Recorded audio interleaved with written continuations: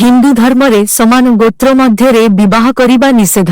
हिंदू धर्म शास्त्र रे गोत्रर बहुत बड़ महत्व रहिछि। सेभଳି पूजा पाठ और विवाह समय रे गोत्रर सूचना देबा खूब जरूरी। हिंदू धर्म अनुसारे जदि केही विवाह करुछंती तेबे गोत्र न जानी विवाह करिबा ठीक नुहे। जदि गोटिए गोत्रर पुओ एवं झियंकर होई जाइथांती तेबे विवाह होई न थाए। हिंदू धर्म रे जदि गोटिए गोत्रर पुओ एवं झियो होइथांती तांकर विवाह करा जाए नाह। कारण गोटिए गोत्रर लोक भाई भौणी बोली कुहा जाए, तेणु सेमाने स्वामी स्त्री होई पारिबे नाही। सेभଳି गोटिए गोत्रे विवाह न करिबार आउ एक कारण रहिछि, ताहा हेला संतान जन्म हेबा बेले विभिन्न प्रकार विकृति आसीथाए। तेणु गोटिए गोत्रे विवाह संभव नुहे।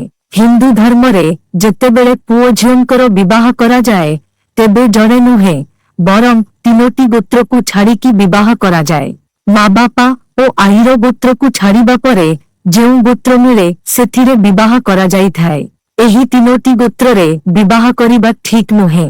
सेभଳି मान्यता रहिछि जे कौनसी निकटतम संपर्कीयंकु विवाह करिबा फଳରେ पिला भितरे जेउ जीन हुए सेथिरे किछि दोष रहि जाए, जहा फଳରେ पिलामानंकर विकास ठीक भाबरे होई पारि न थाए।